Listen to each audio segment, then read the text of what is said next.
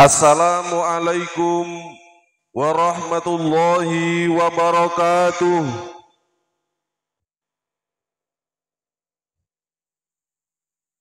Alhamdulillahi katsira, wallahu akbaru kabira, wa subhanallahi bukrata wa asila, wassalatu wassalamu ala nabiyyina Muhammadin syahidan wa mubasyiran wa nadhira. Asyhadu an la ilaha illallah wa asyhadu anna Muhammadan abduhu wa rasuluh. Amma ba'du, faya ayyuhal hadirun ittaqullaha haqqa tuqatih wala tamutunna illa wa antum muslimun. Allahu akbar, Allahu akbar, la ilaha illallah, Allahu akbar, Allahu akbar, walillahil hamd. Jamaah salat Id rahimakumullah. Suara sayup informasi berita duka dari masjid dan musola banyak mewarnai Ramadan kita tahun ini. Belum lagi sebaran di beranda media sosial. Hampir setiap hari kita dapati dari menjelang hingga akhir bulan Ramadan berseliweran berita duka. Karena itu sungguh beruntung orang-orang yang dipertemukan dengan bulan Ramadan dan dianugerahi hidayah untuk beramal mengejar keutamaannya. Bulan yang penuh keistimewaan dan keberkahan untuk umat Nabi Muhammad sallallahu alaihi wasallam, sehingga menjadi kesempatan yang sangat berharga untuk menempa diri menjadi pribadi yang mulia dengan amal dan takwa. Terlebih, tujuan utama dari siam Ramadan adalah membentuk pribadi muttaqin yang penuh kemuliaan. Ya ahlal id wal qulubi thayyibah, inti takwa adalah melaksanakan perintah Allah Subhanahu wa ta'ala dan menjauhi larangannya. Ibnu Rajab Al-Hambali memberikan penekanan makna takwa dengan menghindari yang harus dihindari. Wa aslu takwa ayya'lamal abdu ma yattaqo summa yattaqi. Dasar takwa adalah seorang mengetahui apa yang mesti ia hindari, lalu ia tinggalkan. Oleh sebab itu, ketakwaan tidak hanya terbatas pada akidah dan ibadah semata. Ketakwaan meliputi semua aspek kehidupan seorang muslim, sehingga tidak cukup seorang hanya berdiam diri di masjid untuk beribadah kepada Allah Subhanahu wa ta'ala. Seorang mukmin harus beramal soleh dengan akhlak dan muamalahnya kepada sesama. Sebagai makhluk sosial, seorang mukmin juga dituntut untuk berinteraksi dengan sesama sesuai dengan adab Islam dan adab yang tidak bertentangan dengan syariat Islam. Bahkan di antara ciri muttaqin dalam Al-Quran adalah orang-orang yang pandai bergaul dengan orang lain dengan adab yang islami. Di antara bentuknya adalah berbagi, menahan amarah, dan memaafkan sesama, sebagaimana firman Allah Subhanahu wa ta'ala, Bismillahirrahmanirrahim, alladzina yunfikuna fis sarra wadh-dharra wal kadhiminal ghaidha wal 'afina 'anil nas wallahu yuhibbul muhsinin, yaitu orang-orang yang menafkahkan sebagian hartanya baik di waktu lapang maupun di waktu sempit, dan orang-orang yang menahan amarahnya dan memaafkan kesalahan orang lain. Allah menyukai orang-orang yang berbuat kebajikan. Surat Ali Imran ayat 134. Allahu Akbar, Allahu Akbar walillahil hamd. Islam memotivasi kita untuk banyak berinteraksi dengan orang lain. Banyak pahala dan keutamaan yang dijanjikan agar kita peduli dengan urusan mukmin dan tidak hanya mementingkan diri sendiri. Namun di sisi lain, orang-orang yang ada di sekitar, termasuk keluarga, menjadi ladang ujian keimanan dan ketakwaan. Pahala besar bisa didapat, dosa besar bahkan jariah bisa bertumpuk banyak. Allah Subhanahu wa ta'ala berfirman yang artinya, dan kami jadikan sebagian kamu cobaan bagi sebagian yang lain. Maukah kamu bersabar? Dan adalah Tuhanmu Maha melihat. Surat Al-Furqan ayat 20. Si kaya ujian bagi si miskin dan sebaliknya. Si sehat ujian bagi si sakit dan sebaliknya. Bahkan dijelaskan oleh Syekh Abdurrahman As-Adali bahwa Rasulullah SAW pun diuji bagi umatnya, begitu juga sebaliknya. Suami, istri, orang tua, anak, rekan kerja, guru, murid, pimpinan, masyarakat, tetangga adalah ujian untuk menempa kesabaran. Oleh sebab itu Rasulullah SAW menjanjikan pahala yang besar kepada orang-orang yang bergaul di tengah masyarakat dan mampu bersabar dengan apapun yang terjadi. Sebagaimana sabda Rasulullah SAW, al-mu'min alladhi yukhalitun nas wa yasbiru ala adahum a'dahum ajran minal mu'min alladhi la yukhalitun nas wa la yasbiru ala adahum.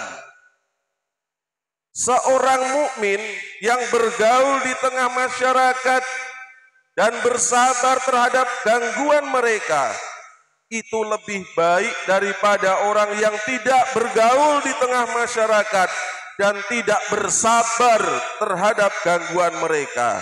Hadis riwayat Tirmizi. Allahu Akbar, Allahu Akbar walillahil hamd. Ujian berat keimanan dan ketakwaan kita kepada Allah tidak hanya tentang sholat, puasa, dan ibadah mahdoh lainnya. Meskipun masih banyak orang yang mengaku beriman tapi tidak sholat dan tidak puasa, ternyata sikap dan perilaku kita kepada orang lain juga menjadi ukuran ketakwaan dan pahala. Padahal untuk bersabar terhadap gangguan dan perlakuan buruk orang lain bukanlah hal yang mudah. Namun demikian, karena besarnya pahala jika bersabar dengan kesabaran yang baik, sekaligus besarnya siksa dan ancaman jika berlaku zalim, kita perlu belajar untuk menumbuhkan kesabaran dalam kehidupan bermasyarakat, sehingga akan terwujud masyarakat Islami yang jauh dari permusuhan dan perselisihan. Syekh Ibnu Taimiyah dalam kitab Qaidah fi Sabr mengajarkan kiat kita untuk menghadapi gangguan dari orang lain. 4 hal yang menjadi intisari dari kitab tersebut. Pertama, meyakini bahwa segala yang terjadi telah ditakdirkan oleh Allah Subhanahu wa taala. Sebagaimana firman Allah Subhanahu wa taala dalam surat Al-Hadid yang artinya, tiada suatu bencana pun yang menimpa di bumi dan tidak pula pada dirimu sendiri, melainkan telah ditulis dalam kitab Lauhul Mahfuz sebelum kamu diciptakan. Sesungguhnya yang demikian itu adalah mudah bagi Allah. Surat Al-Hadid ayat 22. Yang kedua, musibah berupa gangguan dari orang lain adalah karena dosa kita. Sebagaimana firman Allah, wa ma asobakum min musibatin fabima kasabat aidikum wa ya'fu an katsir. Dan apa saja musibah yang menimpa kamu, maka adalah disebabkan oleh perbuatan tanganmu sendiri, dan Allah memaafkan sebagian besarnya. Surat Asy-Syura ayat 30. Yang ketiga, membuka pintu maaf. Memaafkan kesalahan dan kezaliman orang lain bukan hal yang mudah, tetapi Allah Subhanahu wa taala memerintahkan kita untuk memberikan maaf. Memberikan maaf. Bahkan Rasulullah SAW yang selalu mendapatkan siksaan dari orang-orang kafir Quraisy tetap diperintahkan untuk memaafkan. Hadirin sidang jamaah salat Id rahimakumullah. Sebagaimana dalam surat Al-A'raf ayat 199. Khudil afwa wa'mur bil urfi wa'rid 'anil jahilin. Jadilah engkau pemaaf dan suruhlah orang-orang mengerjakan yang ma'ruf, serta berpalinglah dari orang-orang yang jahil. Surat Al-A'raf ayat 199. Memaafkan sebagaimana dijelaskan oleh Syekhul Islam memiliki banyak keutamaan. Memaafkan mendapatkan pahala besar dari Allah Subhanahu wa taala. Memaafkan menjadikan diri kita mulia. Memaafkan dan berlapang dada menjadi sebab ampunan dari Allah Subhanahu wa taala. Orang yang memaafkan dan berbuat baik akan dicintai oleh Allah Subhanahu wa taala. Jamaah salat Id rahimakumullah. Kemudian yang keempat, jangan berpikir untuk membalas. Pikiran membalas dendam harus dijauhkan dari benak kita. Membalas dendam hanya akan membuat permasalahan semakin besar. Islam menjelaskan alasan kenapa tidak boleh membalas dendam. Membalas akan menghabiskan waktu dan perasaan hati. Hal itu sangat mungkin lebih besar dari musibah yang pertama didapat. Rasulullah SAW mendapatkan perlakuan lebih kejam, tidak pernah membalas dendam. Ini seharusnya yang menjadi teladan untuk kita. Membalas akan berdampak pada tambahnya kejahatan dan sang musuh. Orang yang biasa membalas pasti akan membalas lebih dari haknya, sehingga ia berubah dari orang yang dizolimi menjadi orang yang menzolimi. Hal ini dapat kita ilustrasikan kepada sikap anak-anak kita yang sedang bermusuhan. Ketika seorang anak dipukul 1 kali dan punya kesempatan membalas, dia akan memukul berkali-kali bahkan hingga puas. kemudian bersabar, dan tidak membalas itu lebih baik di sisi Allah Subhanahu wa ta'ala. Allahu Akbar, Allahu Akbar, walillahil hamd. Mari kita tumbuhkan kedewasaan bersikap dan hati yang lapang, melatih kesabaran di tengah ujian musibah berupa gangguan orang-orang di sekitar kita. Jangan hanya berpikir kita yang merasa dizolimi dan disakiti.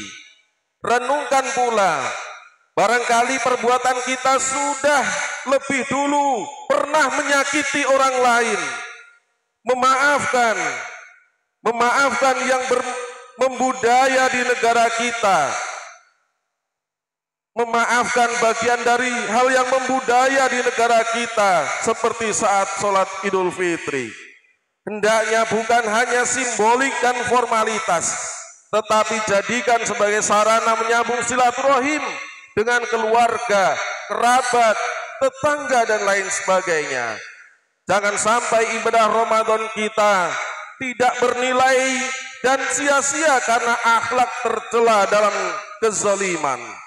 Dengan semua itu, insya Allah dalam keluarga dan masyarakat akan terasa nyaman dan tentram. Jamaah salat Id rahimakumullah. Demikian khutbah pagi ini yang dapat kami sampaikan. Mudah-mudahan memberikan manfaat dan keberkahan untuk kita semua. Bismillahirrahmanirrahim. Innallaha wa malaikatahu yusalluna 'alan nabi. Ya ayyuhalladzina amanu sallu 'alaihi wa sallimu taslima. Allahumma ghfir lil muslimina wal muslimat wal mu'minina wal mu'minat innaka 'ala kulli syai'in qadir. Allahumma arinal haqqo haqqo warzuqna tibaa wa arinal batila batila warzuqna tinaba.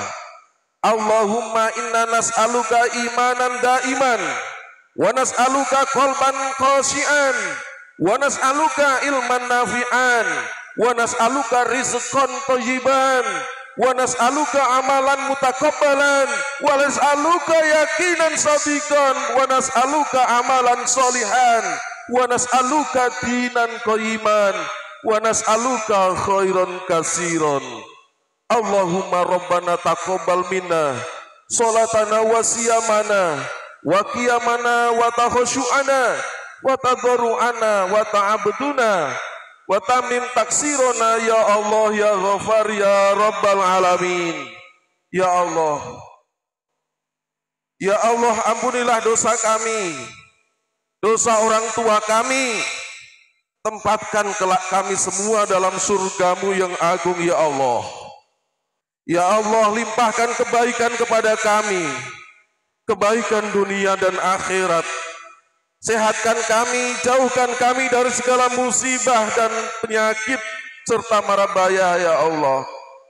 Mudahkanlah segala urusan kami. Jadikan kami hamba yang istiqomah dalam kebaikan-Mu ya Allah. Berkahi hidup kami, dunia dan akhirat. Inna solati wa nusuki wa mahyaya wa mamati Rabbana atina fid dunya hasanah wa fil akhirati hasanah wa qina azabannar. Ya Allah ya Ghafar ya Rabbal Alamin. Nasrum minallah wa fathun qarib wa basyiril mu'minin. Assalamualaikum warahmatullahi wabarakatuh.